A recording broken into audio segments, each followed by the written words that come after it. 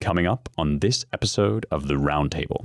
This technology is not just a tool that you can use for entertainment or recreation, or even just for trying to get rich outside the system.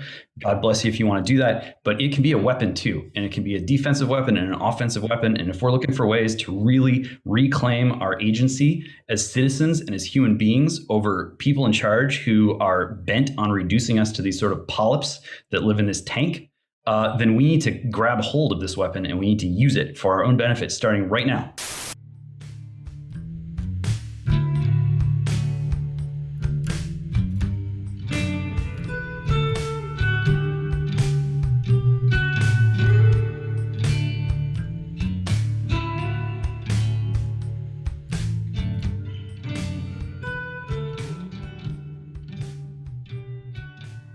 Hello and welcome to the Roundtable, your weekly podcast from the American Mind, editors and publisher. We are missing our publisher this week, as you can probably tell, because you're not hearing his voice. And so I am your poor man's substitute host, Spencer Clavin, the features editor of the American Mind, associate editor of the Claremont Review of Books. I'm joined, as always, by our managing editor, Seth Barron, executive editor, James Poulos, and founding editor, Matthew Peterson. Lots to talk about this week. Feels like about 5 weeks since we last convened, even though it was only last week. We're going to begin with the crash heard around the world. That is the whole Facebook kerfuffle that occurred this week and is in some sense ongoing. Facebook, two separate issues here. Facebook was the object of whistleblowing by a woman named Frances Haugen-Das. In any case, however her last name is pronounced, this woman brought a number of accusations before the Senate Commerce Subcommittee on Consumer Protection. This is a woman who worked with Facebook. She says that Facebook is aware of the potential for harm caused by Instagram, which is owned by Facebook, for teenagers who are susceptible to body image concerns, basically raising a number of the psychological effects that we know social media can have, and accusing Facebook of knowing about this, exploiting it. A number of what to me look like actually fairly run-of-the-mill accusations against Facebook as one of the programs that has hijacked our brains. But the thing goes deeper because Hagen has been working with Democrat operatives. I'm reading now from a summary of a Daily Wire report. We've been working with Democrat operatives, regular donor to far left Democrats. So obviously there's some connection here, visible, numerous visible connections rather, with the left, and probably calculated op designed to put pressure on Facebook to censor conservative voices, laughably perhaps, and yet also terrifyingly. That's what's going on. That's why this is getting attention. Meanwhile, Facebook seems to have really devastatingly crashed earlier this week. Nobody could access it. Instagram was also down. I think this is also internal in a number of ways. Like they couldn't email one another internally. Somebody reported even that their doors weren't unlocking on Facebook campus. It was called a snow day by members of Facebook's team. So there were speculations, none of them, I don't think, confirmed, about the relationship between these two things. But it's another one of these episodes with very obvious kind of forces moving just beneath the surface, but it's not utterly obvious exactly how those forces correlate and are interwoven with one another. But that's what we're here to talk about and parse. What do you guys make of it? What's going on really under the scenes here?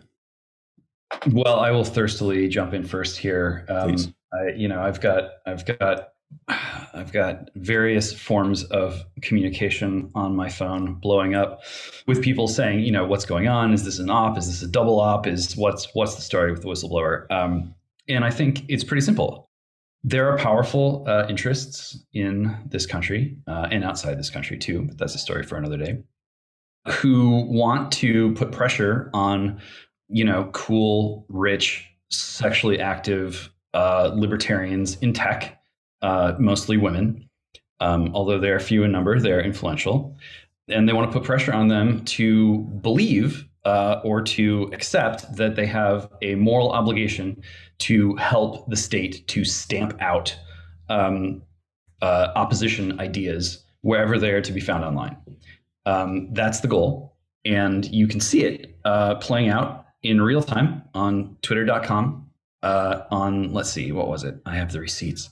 On the 4th of this month, I tweeted that après Facebook is Fedbook. And now we have Kristen Gillibrand, senator from New York, tweeting out Frances Hagen is right. We need a dedicated regulatory agency to hold Facebook and other big tech companies accountable for how their algorithms push misinformation. Okay, so we already have a social credit system. It's getting stronger every day. There are corporations and NGOs involved that people don't even know the names of. But if you just spend a little bit of time on Wikipedia poking around, you will discover that they are out there. And you will find out that there's big business in creating automated ethics and compliance systems and spreading them throughout corporate America and making sure that there's a nice revolving door going on between the quote unquote private and quote unquote public sectors. And the speaking of thirstiness, the desire to fold all of the internet into a handful of social media platforms that can be really brought to heel by the regime and used to harden into place this social credit system, wean people off of carbon, wean people off of transportation, wean people off of family formation, and ultimately wean them off of actual assets and money and wean them onto a point system where if you say the right things and you put the right badges on your avatar, and you behave the way that you're meant to behave in the cyborg vivarium that's being created for you in the Fed multiverse, then you get lots of points. And if you don't, then you get negative points. You go on TikTok and you see that all the kids are doing hilarious memes parodying China for having a social credit system. And so they get on TikTok and they post all this like transparently unserious stuff about how Taiwan doesn't exist, and they like erase it from maps, and they spam all of these like 100 emoji on top of their TikTok videos, and they say that their social credit score is going up to infinity. That's where the minds of the young are at. They understand what is happening. They might not be able to write it up in an academic journal. They might not be able to get it published in the Atlantic magazine, but they can see transparently what is happening to the world around them. And for other people, some senators included, they might be a little more deluded or self-deluded or in denial or bought off or whatever. But the fact is clear. And the fact is that the passion for slapping around Facebook is coming from people who I mean, whistleblowers like this don't come out of nowhere. We know this. And it's coming from people who want to replace Facebook with Fedbook. That's what's at stake. It's unfortunate, for Facebook. They really, bet the house on the idea that you could create a stable hybrid of televisual and digital technology, and that you could make that hybrid the largest internet company in the world in terms of users, and that's proving to be maybe not such a stable bet after all. And I think that's why Zuckerberg has been trying over the past several years to figure out what Facebook can become. Well, maybe it can become a sort of financial company. We'll do Libra, and that got crushed. And then, well, maybe we can make it a metaverse company. And so, what does that mean? I mean, you look at what people are working on, and basically they've rolled out their own version, or they're about to roll out their own version of Animal Crossing. Which is, just about the worst thing that you can do for people is to turn them into sort of cartoon animals and convince them that this is like a simpler way of life where they can finally be at peace and not be mentally ill. You look at these avatars that they have for Facebook. I think Horizon is what it's called, and people have literally do not exist from the waist down. They're floating sort of busts of human beings, and if that's not as profound and uncanny of a symbol of what awaits you if you allow your country to go down this road, I don't know what is. I really don't have too much to add to that. I mean, I think we should just note the kind of transparent nature of the op and the questions that James is getting. The question is, well, how exactly is this op constructed? and what are the internal factions that are involved. And there's this, strange transparency now. It's the recognition that it's a play, and the recognition on their part that it's a play, and that you're watching a certain kind of performance, and it's a morality tale, and you're supposed to, get with the program once you see what fable is being told and what the lesson you're supposed to draw is. And there's a certain kind of ritualistic nature to it that I think you find when things fall apart. Ritual can be something that's worked at for hundreds, thousands of years to perfect, but it can also be a kind of hollow thing that is on the opposite side of a devolution of something that was more substantial. So what they're kind of mimicking here, right, is actually important. They're still nodding to some kind of person speaking truth to power, who breaks from power and represents the people, and then therefore there must be a government agency that springs forth in response to this demand that represents the people. But they're going through this kind of pantomime. And I mean, just what's striking to me about it is there's no one who thinks it's real. I mean, you have to be really far gone along on the mouth breathing spectrum to think any of this is real. Everyone knows it's fake, but it almost doesn't matter.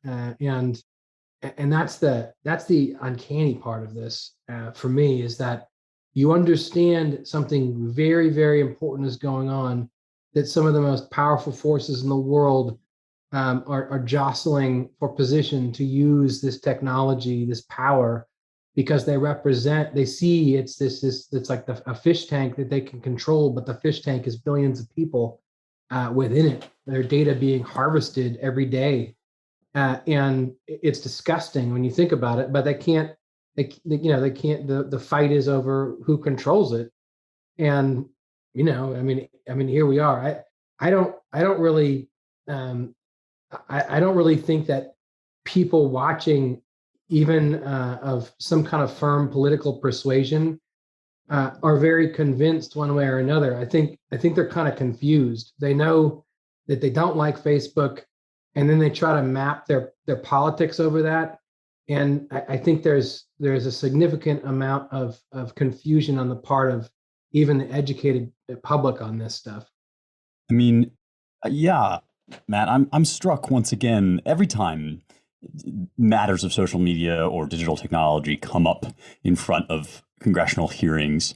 I'm just overwhelmed by the rapidity with which actual reality and developments in real technology is outstripping the capacity of our supposedly, best and brightest, our elected leaders, to even grasp like what they're talking about. And this time, usually it's like you have Jack Dorsey up in front of Congress and he's running rings around them, and you feel like this is somebody who in some ways he looks so weary and overgrown, because this is a man who has unleashed a just literally titanic power upon the world, this chthonic force of chaos outstripping even his abilities to understand and grasp and maneuver around and with.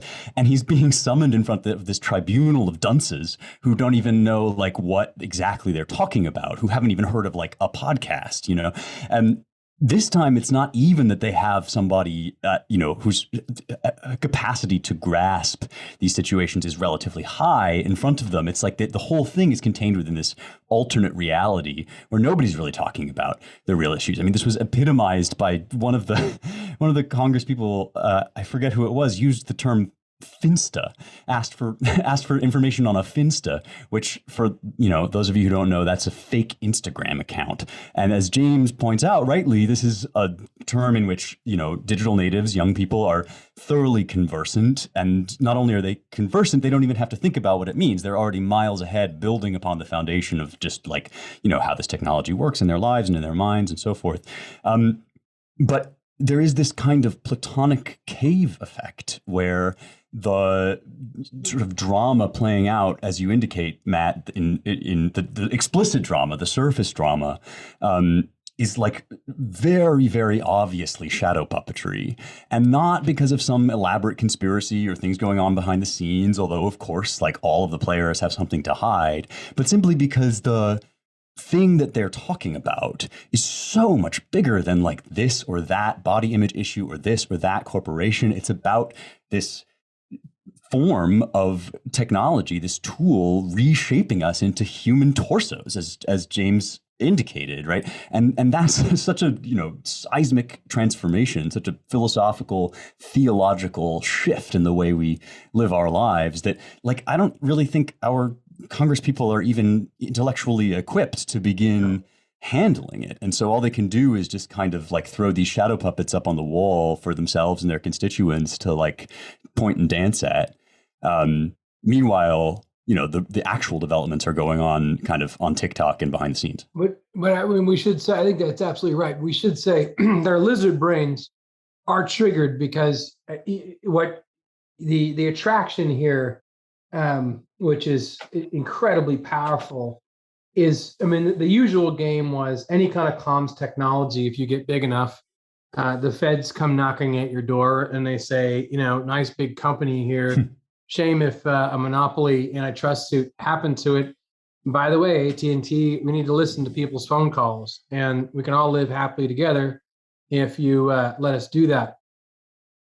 And so you could say something similar about, say, a Google.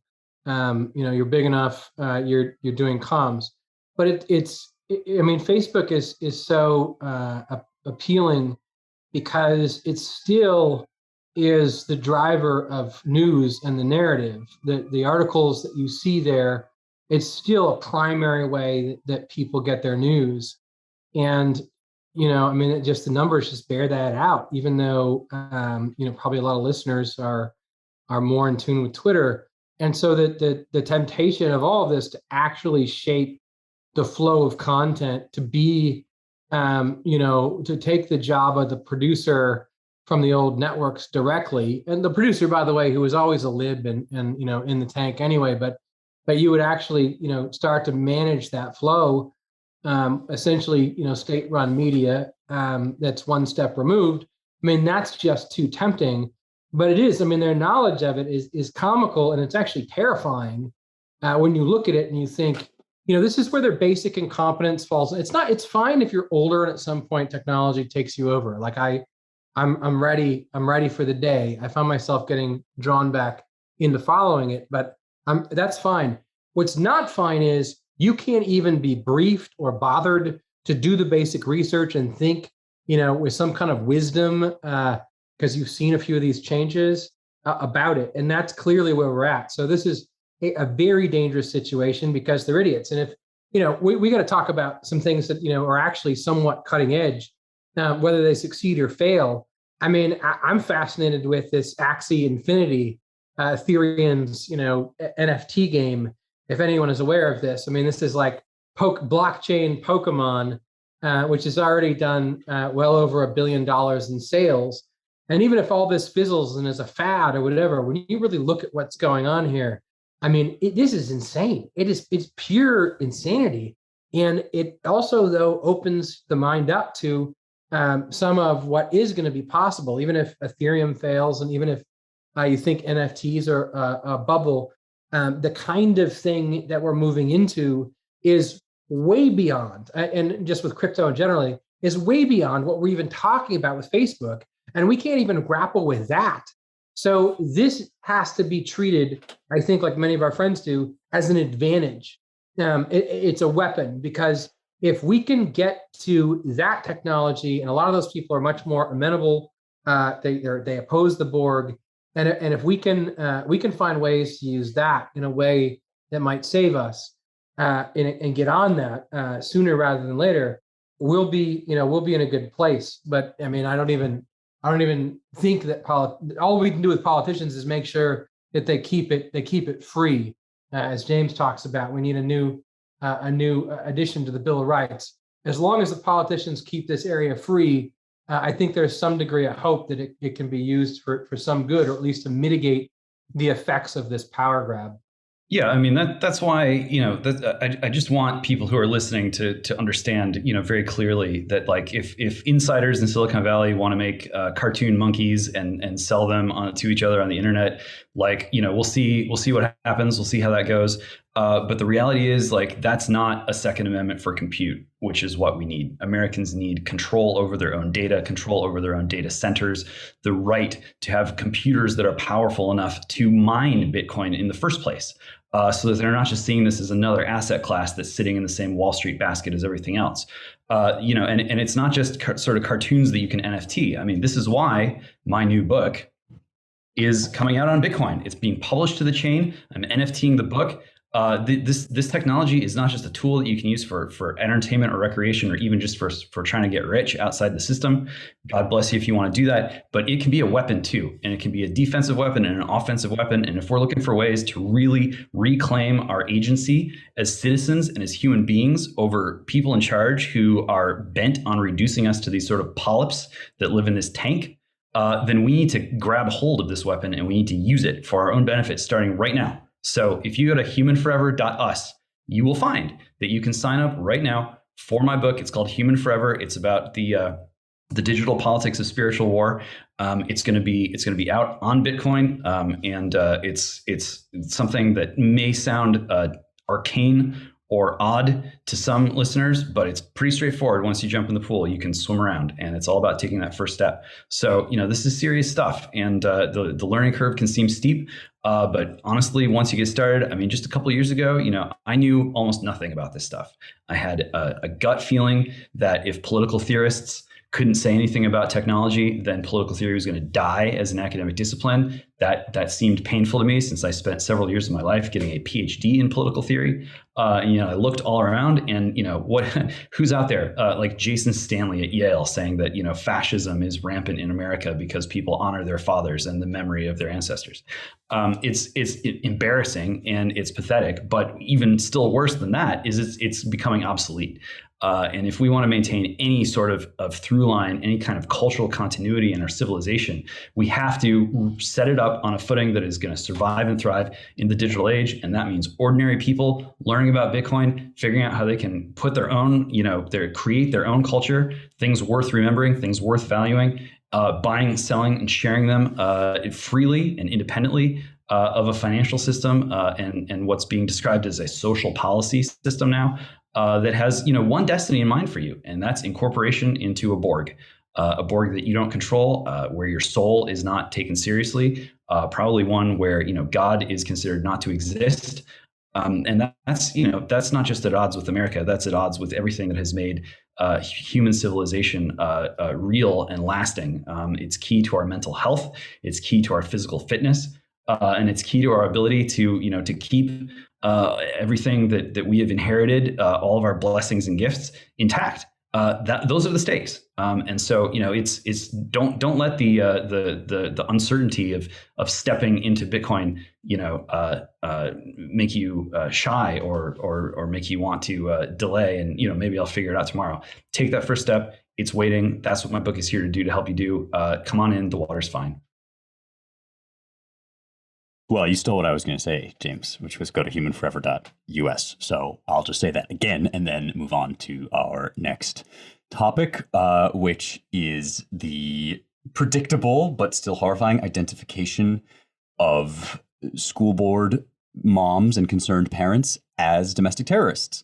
Attorney General Merrick Garland directed the FBI and the U.S. Attorney's offices to investigate parents who are protesting school boards over critical race theory and mask mandates. We did a feature on this issue a while back. It's called They're Coming for You. It's about the blank check that the Biden administration wrote to the federal government to do exactly this, to define opposition, to define dissidents as domestic terrorists rather than political opponents. And now it is coming specifically to fruition over this issue of mask mandates and CRT, two of the big flashpoints that get people actually involved in local politics, that get them showing up to school boards and protecting their kids, not because they're like, dyed-in-the-wool Republicans or because they have some partisan agenda, but because they see exactly the kind of dehumanizing regime being imposed from the top down that James was talking about on their kids by people who do not believe that it matters that small children should see the faces of their teachers and parents as they develop and grow, and so on and so forth. Now, if you act that way, you might be under investigation by the FBI. The nominal claim here is that there have been threats of violence against school board members, and basically, the Attorney General is using here the heated rhetoric of these fights, which are incredibly high stakes, to characterize concerned citizens as dangerous criminals. I'm just going to toss this one into the ring. What do you guys make of it? I mean, to me, it's just perfect that it's the teachers who are leading the fight to turn anyone who's against them into domestic terrorists. I mean, throughout all of COVID, I was just fascinated by the teachers' response, which seemed to be like kind of double. Like at the same time, they wanted to do everything from home and never have to like venture out. But they also wanted to be seen as like heroic, as putting their lives on the line, putting everything at stake. There's something about teachers and the way in which they try to lionize themselves that has always just seemed like perfectly comical to me. This whole argument that teachers, well, this idea that they have they've equated themselves with the welfare of children. So the idea being that if you believe that children are valuable or that children deserve attention, well, then how can you not want to give the teachers union anything it demands? But it's kind of funny, because here's the thing about teachers. It's like, if you tell me that coal miners or people who work in steel mills have a difficult job, I mean, I tend to I'll just believe you.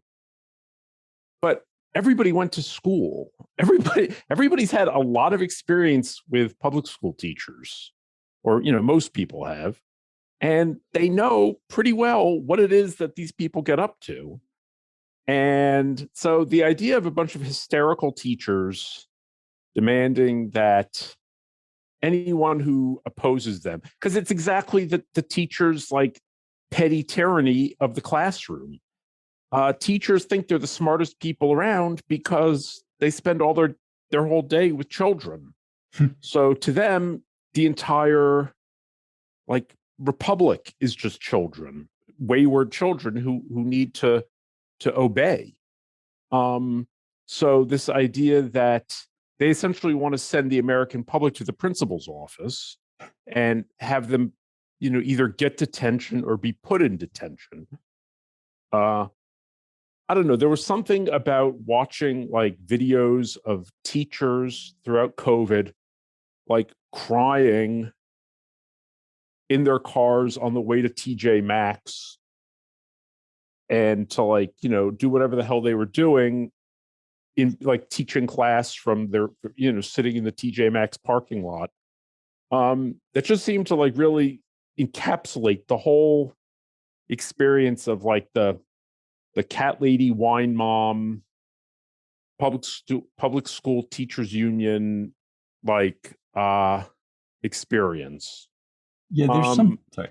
So no. I mean, I'm just kind of riffing, but yeah, the idea that anyone who opposes a teacher is a threat to or disagrees with their kid's teacher is now has to be put in Guantanamo. It really does kind of it does seem perfect. It seems like the ultimate epitome of the attitude of the teacher. Yeah, there's something really important here, Seth, I think. I've been having a similar thought, maybe from a different direction, and that is that, we all had, or at least I hope most of us had, some great teachers in middle school, elementary school, high school. I know I had some that, will stick with me forever. But I also remember this sort of idea, which we never really questioned growing up, that your teachers, especially your history teachers and your politics teachers, were the kind of their almost their main job was as guardians of the atrocities of the past, so that they could warn you against them. They were like the deliverers of never forget, the gatekeepers of never forget, that they were going to tell you about all these awful things that America had done in the past, that Europe had done in the past, the horrors of fascism in the 20th century. And the just drumbeat, the governing thesis was that we're going to tell you about this so that this doesn't happen again. We're going to pass this generational knowledge on. And, I again, in the abstract, I'm not knocking on that idea, but one of the things that I've been reckoning with recently is that this idea of never forget, which starts as kind of a Holocaust memorial, right? Never forget. And so don't do this. Don't be like this. We could do this too. It very, very quickly slips into the never forget of 9/11, which is like a vengeance motto, right? Never forget what they did to us. And from there, it becomes, the past. Never forget how bad the past was, because we'll never do that. We'll never be like that.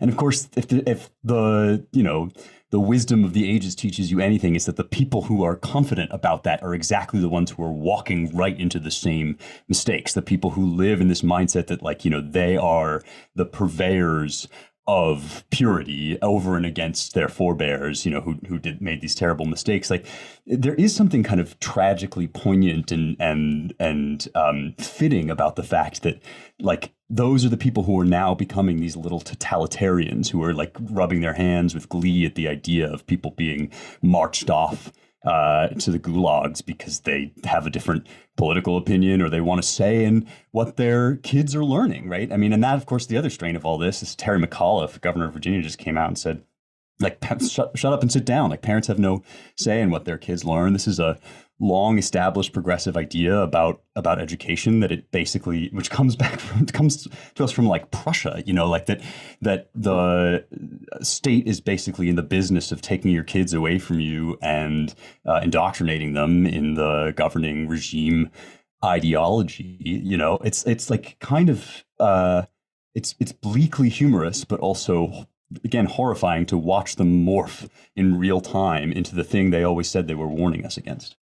You mentioned Terry McAuliffe, and I mean, the Clintons' bagman should be kept 8,000 miles away from any political office. And here's this guy, this revenant, just shuffling into the halls of power in Virginia once again. I mean, that answer was in response to the question about, of course, transsexual, transgender. I mean, like the administrators and the enforcers of this regime want nothing more than for every person born after the dissemination of the smartphone, every kid without any memory of life before the internet, they want these children to forget the most fundamental basic things that keep a civilization going. What a man is, what a woman is, what life was like before the world was swarming with machines, what life was like without a social credit system.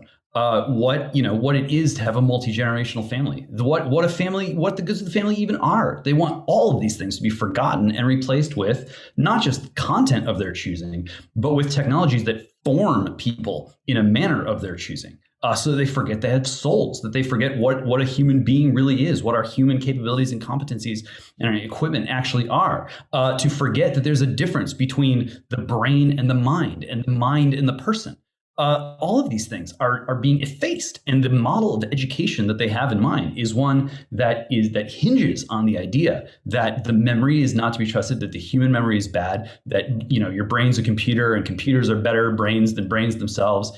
All this kind of conditioning reaches down to such a primal level that for anyone to be bandying about this sort of never forget mentality, as you describe it, is not just outrageous. I mean, it is the creation of a regime of a kind that has never existed in human history, and it is one where human beings want everyone to be merged into a technological consciousness that they think can order all of life in a way better than human beings, all too human people, in any combination, no matter how intelligent, can do on their own.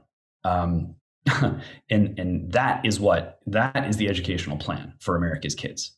People need to understand, this. We can talk about CRT until the cows come home, and that's obviously an important issue. But the big picture here is that is a wedge. The sort of like, white man bad, orange man bad, America's founding bad. All this stuff is a wedge to crack people's heads open so that all of their memories about everything that brought us to this point, with our sanity intact, with our health and vitality intact, with our love, our souls intact, our churches, so that all that stuff can just sort of leak out and they can then just be herded into the vivarium. That's where this is going. What's that website again, James? Humanforever.us. Humanforever.us. If you want more of that fire, find it inscribed within the tome.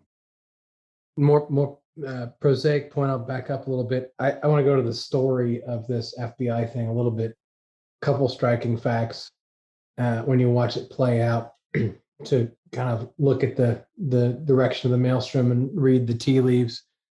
Notice how quick everything moves and how the pieces interlock, completely tightly.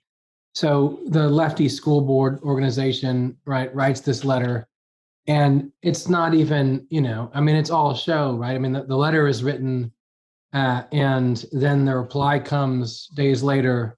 Yes, we have received your complaint, and we'll move in this direction. And note also the complete lie about people like Garland, that there is such a thing as a moderate professional adult in the room who, will navigate between the extremes. Garland, is in fact publicly signaling he's part of the kabuki dance. He's a graceful player. He's one of the interlocking pieces. Lefties say X, Feds say Y. We'll come together and we will, put the chill on this entire rowdy organic movement of actual human parents who want to defend their kids, and we'll go from there. And God knows, how they'll move from there. But what was striking about it is not just that the feds are going to investigate the school board, that the Norman Rockwell painting is full of in many cases incompetent undercovers, but it's that this is a choreographed dance, and it's playing out. It's playing out in front of you, and where can you actually engage and find skin in the game, actually find some kind of interaction. It doesn't seem like it's the public square, and so this is related to why people are finding their life, sadly, in non-physical spaces, because this is a dance. There's no room for real public engagement. The other thing about CRT and the fight against CRT, look, I agree with it. It's important. But it itself is part of the dance, because it doesn't matter. You could eliminate CRT from every curriculum in America in 14,000 school districts. It wouldn't make a difference. The ideology of CRT well predated the formulation of the theory. It's been taught for decades. It will continue to be taught for decades. Personnel is policy. None of these teachers, if you tell them they can't teach CRT, are going to stop teaching this equity-based, anti-racist ideology, which now forms the core of virtually every subject, including quantitative subjects. All education is just anti-racist education now. So, I mean, it's one of these classic bait and switch things where they've got like all of the the well-meaning soccer moms of America up in arms about CRT. But CRT is, it's kind of like a screen. Yes, get mad about it. It's ridiculous, but it's really only like scratching the surface of the problem, because the institution is completely riddled with it. Yeah, this goes to something. I think that in the larger picture too, like what James's point is that they don't care. They're just going to crack open the brains, as he said. It doesn't matter. This is the thing people don't realize, though. They really don't see. It doesn't matter to them that your kids aren't going to learn crap in school. That's not what they're there for. They're not there to actively train people in the old understanding of knowledge. The system doesn't exist for that anymore.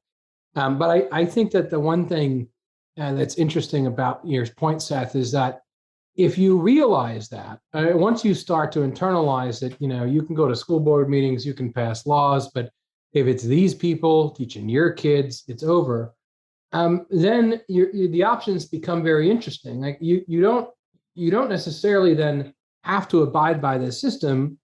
You could potentially, in a red state, just bypass it, just pull the plug. And I think the idea of, it's a prosaic, and libertarians, God bless them, have been for it for a while, but the idea of actually decoupling, of actually just sending money with students to wherever parents want to send them, has that ever had more traction than right now? And if there are some people willing to take some bold moves forward, I could totally see experiments burgeoning, bubbling up, where people just say, look, we're getting rid of all the old requirements. We just don't care if you have these BS credentials anymore at all. And so, there are ways in which you could sidestep this once you realize the quote unquote systemic problem, and just get outside of it. Just snip, make a few short, sharp snips, and you don't have to pay attention to that system anymore. And really, I think that's the only way out at this point. Yeah, I was at this is a sort of one concrete example, Matt, of the sort of thing you're talking about. I think I was at this conference run by CLT, the Classic Learning Test, this past weekend, and this is just a standardized test that's supposed to replace the SAT. They, instead of putting like bland, soulless passages in front of you, they put Jane Spencer, Austen. Excuse me, but it's grown a bunch, right, in the last? Oh my years. gosh, It's taken off exponentially. This was, I think, their 6th summit. They're steamrolling toward 10 years, and it was an enormous. COVID, of course, was just this enormous year for them. They developed this system that they could do remote proctoring, and they got on all of these schools' radars, and Hillsdale has partnered with them in this incredible way. And it's you kind of go into one of those things and you think, well, this is going to be this like conservative movement of these kooky renegades. It's not that at all. It's like you got these. First of all, there's an enormous demand for this sort of thing among Black students specifically. There's like a movement of this that's been rising. And there's people from the inner cities who are just saying like, I want what Frederick Douglass had. Not literally. I don't want to escape from slavery, but there are people who are saying, look, all these folks saying, oh, we have to get rid of the classical tradition and just teach the great Black authors. Well, you go back to the great Black authors. Who's Du Bois reading? Who's Baldwin reading? Who's Frederick Douglass reading? Right? All of these people, and so these folks who are just rediscovering essentially that the whole game is bankrupt, as you say, Matt. That like the argument over whether we're going to teach CRT or some other thing that, as Seth points out, they'll just call something else and then teach the same stuff. Like that's garbage. Like go away and just like get the good stuff and get your hands on it however you can. And if it's like hard and you have to build something or take matters into your own hands, like tough, it's your kids. What's more important? So yeah, this is something that people are genuinely like fired up about. The question, of course, they just won't let it live, right?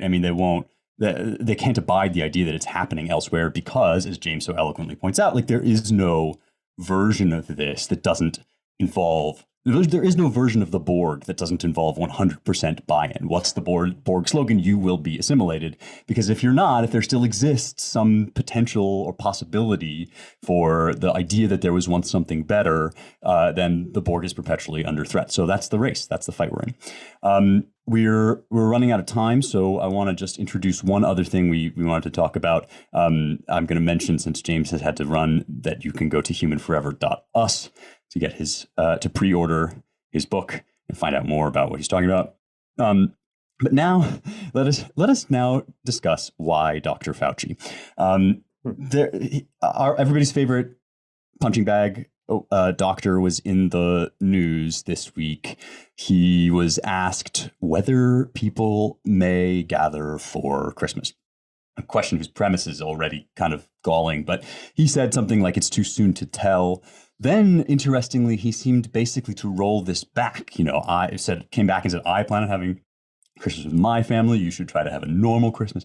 And that has occasioned some reflection for us, I think, on whether people have had enough, why it is that in this moment, I mean, that's the first time I can think of in this whole shebang that Fauci, I mean, he didn't admit it, but he did kind of backpedal a little bit, because it was just so ludicrous to see somebody being like, well, I don't know, maybe you can celebrate the birth of Christ. Like, that's just, I mean, people who say that don't come off very well in the eyes of history generally. And this is kind of a weird moment where he just seems to be kind of reading the room and reading it wrong as usual, but then turning back around. Let us consider what is going on with Dr. Fauci and indeed with the CDC. I mean, I keep waiting for Fauci fatigue to overtake the country and for him to be kind of, shuffled off into superannuation. But he seems to persist. I mean, the stores in New York, at least, are still filled with all kinds of like cutesy Fauci crap. He retains all of this authority. To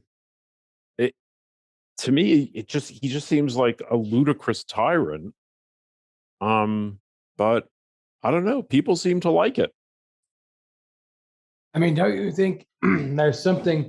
I mean, before we get to kind of, I think he's a rotting carcass. Like there's it's this leering visage that is slowly, even for people who like him, becoming problematic. But maybe that's a little white pill on my sick Halloween part.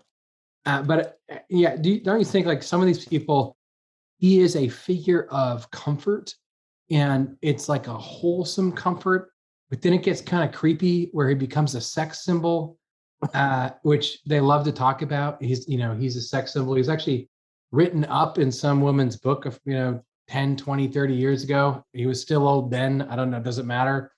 As she said, she modeled the sexy guy in her, book in DC Insider book after Fauci.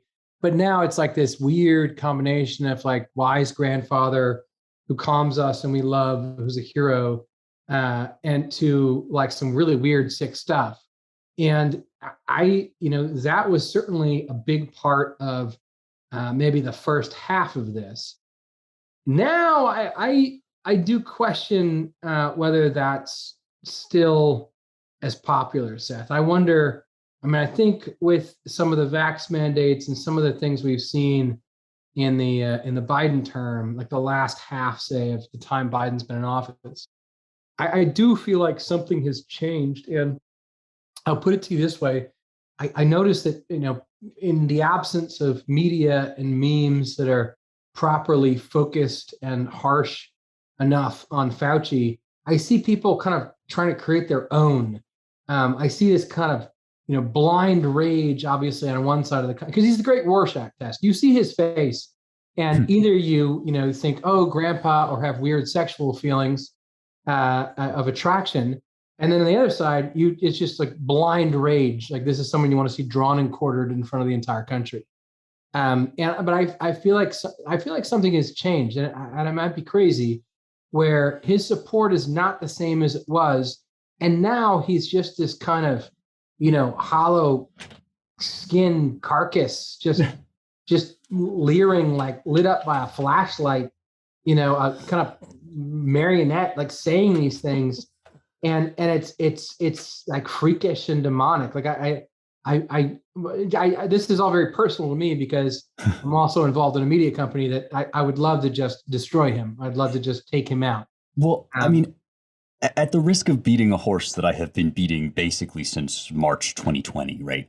All of these people that you're talking about, Matt, who, they pore over Fauci's leaked emails and they think, oh, what a great, wouldn't it be great if this were my grandpa or my saint, all of those are the people who will turn right around and screech at you about how mismanaged the AIDS crisis was under the Reagan administration. Big, bad, evil, nasty Reagan, how he ignored all of those gay people who were suffering. Didn't you see the gay people? They have no idea that that's their guy. I mean, ecce homo. This is the man who basically, told you one thing about AIDS, which was that it was for AIDS is for everybody, and then AIDS is like just a gay disease. I mean, he flip-flopped on that just like he flip-flopped on masks at the cost of innumerable lives. This is a man who has failed and failed and failed and failed, and never suffered any consequences for it. He's like the medical equivalent of Mark Milley, and the Rorschach test thing is exactly right, because this isn't related like to Dr. Fauci,